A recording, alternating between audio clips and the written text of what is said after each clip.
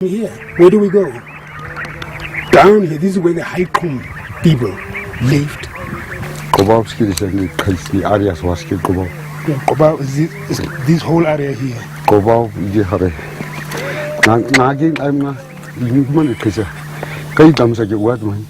It's amazing to go around and to see the dwellings where people lived before.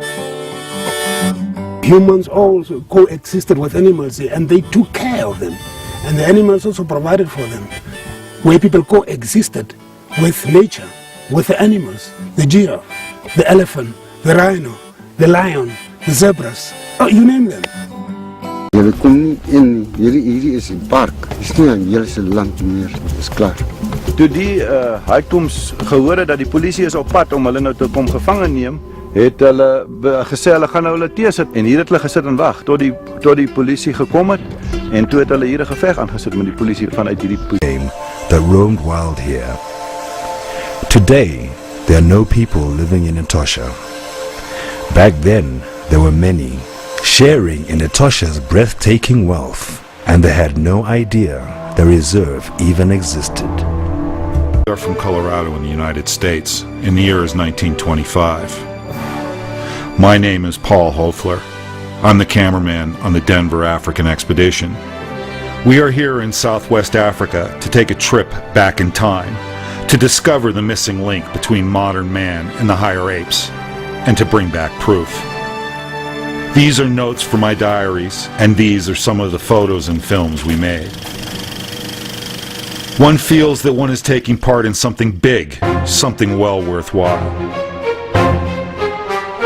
As far as we knew, we were the first 5 white men living among the HAIKOMS Bushmen of Etosha.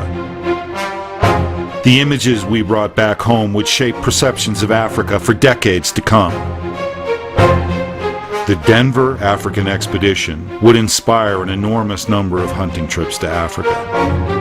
This is the age of the African safari. It took us 8 days to get to Windhoek from Cape Town by car. The administrator of Southwest Africa, Mr. Hofmeyer, agreed with the utmost generosity to help.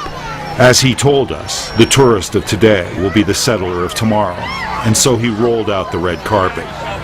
On October 1st, 1925, we cranked up our truck, the old faithful white, and bid adieu. From Windhoek we raced along at 15 miles per hour, guzzling a gallon every 7 miles, carrying double its rated weight. Ours was one of the first cars ever seen in Southwest Africa. The motor car would one day allow mass tourism to this remote corner of Southwest Africa. In the months to come, the Bushmen would call our white truck the Magic Wagon.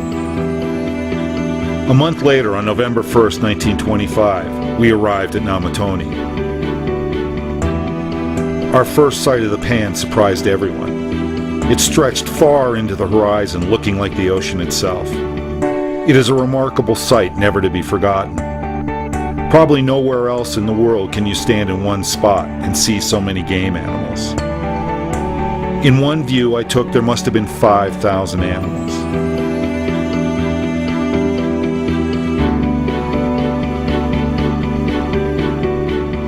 Hunting is the Bushman's sole means of earning a living, and to say that he is a keen hunter is to put it mildly.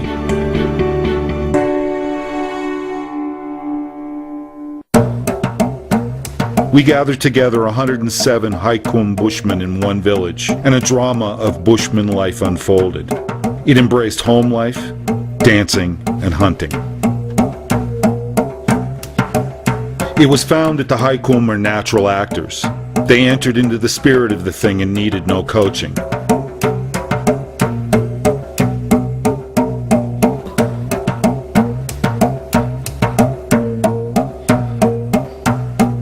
Today we shot 1,000 feet of mighty good stuff. The whole cast cost us 10 pounds of meat and $2 a day. The Bushman has a dance in imitation of every animal he knows.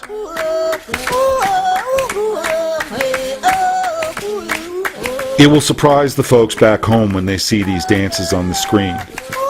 For nothing else in God's green earth even resembles these dances of the Bushmen. The rhythm is so fine, and perfect time is kept by all.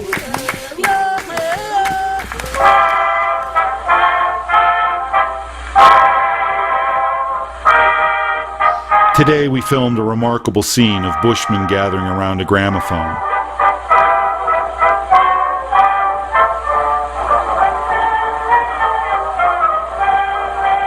They said a dead man's head is inside the box.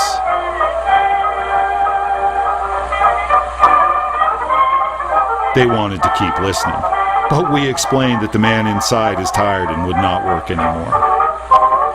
I always say to see is to believe, and here we are 13,000 miles from Hollywood bringing the past to life. As we were leaving, I saw 3 little Bushman boys with an imitation camera.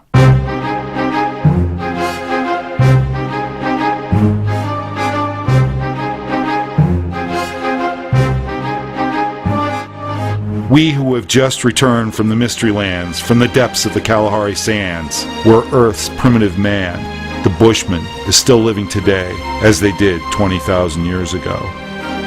They would rather die than be domesticated.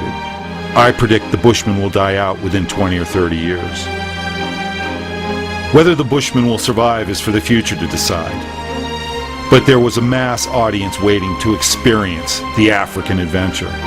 Following in our footsteps would be thousands like us, coming to see Etosha's wild animals and landscapes, and the HAIKOMS, who thanks to our films will become a major tourist attraction in the decades to come.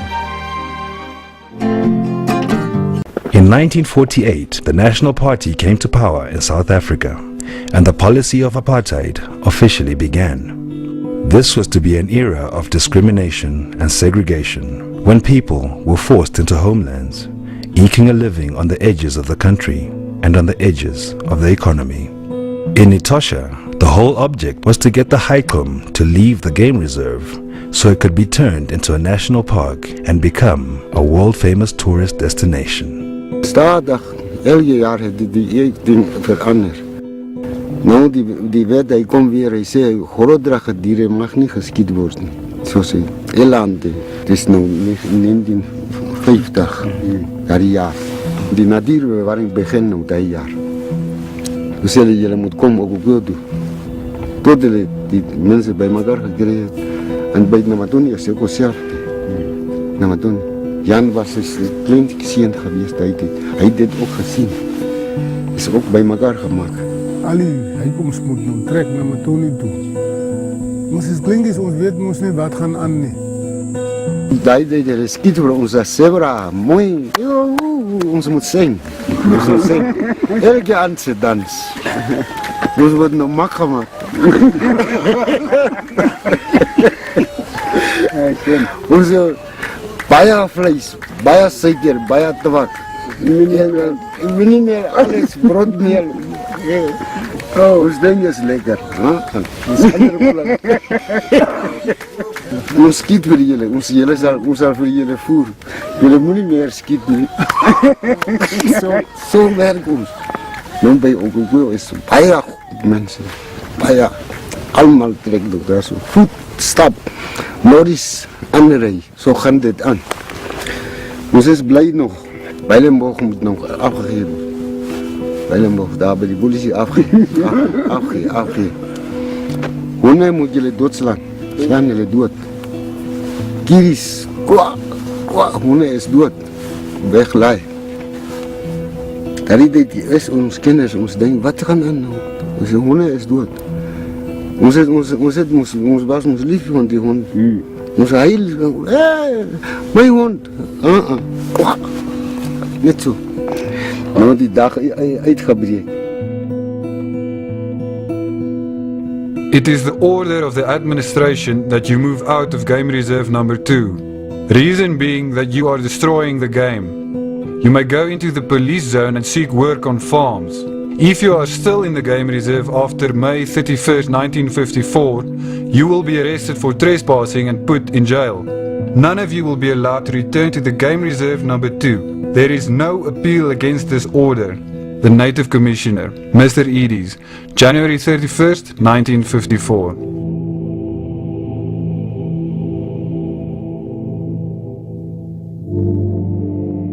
in hy se groepie moet gaan by een boer. So is ons gelaai.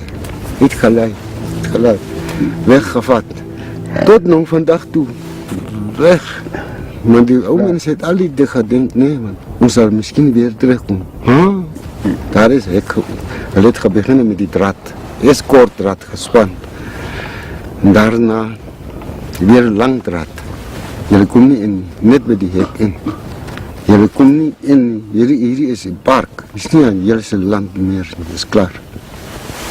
So, tot nou vandag toe die ou mense het nou uitgesterf.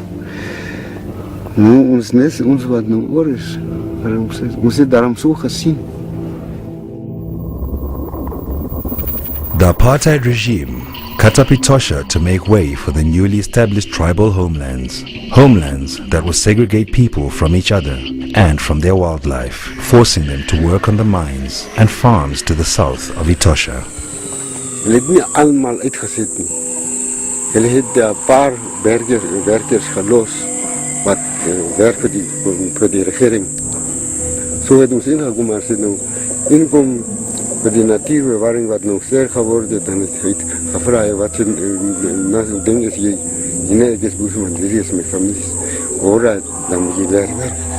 Jy gaan nie meer park toe terug van ding toe, maar jy werk nou. Jy moet net werk. Ek het eindelijk 18 jaar, daar 59, dat ek ga begin werk.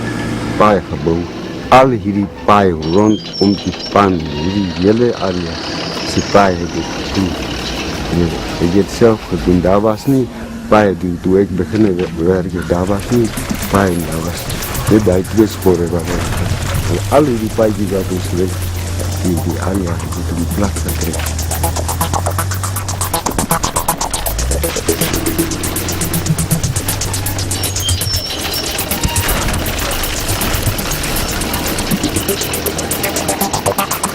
I was asked by Mr. Dauxab to round up all the bushmen in the Etosha region.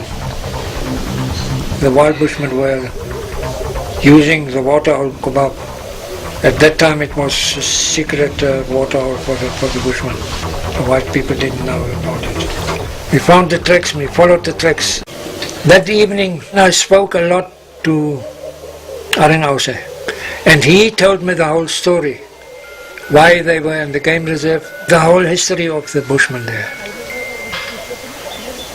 And that made me decide not to catch them anymore. There were people, indigenous people. They belonged to Etosha. They were born there. They were raised there. They grew up there. They tried to get work with the farmers because they had to go out of the Etosha. So they tried to get work with the farmers. Then the big drought came, and the farmers trekked away to the Mangeti. I loaded a whole lot, the omis and tannies and children and everything. I loaded them up and I brought them back to Kokweo. And I drove up to Delabat, and he stood there and he looked at them. And I said, wat doen hierdie donderse kappers? Wat doen hierdie boesmans? And he said, oor my dooie lichaam, over my dead body. They won't stay in Okakweo. So take these guys, you offload them, and they can go to hell, but they won't be in the game reserve. If I see them in the game reserve, I'll shoot them.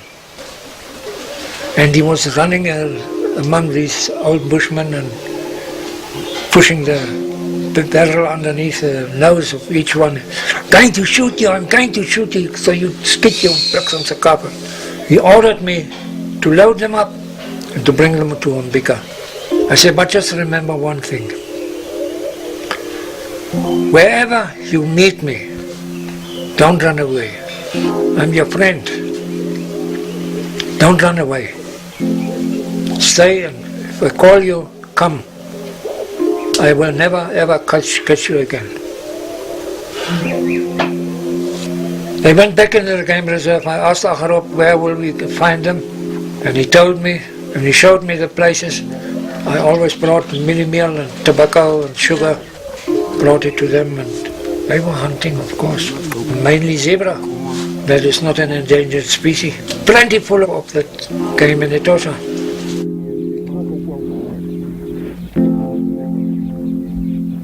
The biggest problem that was ever done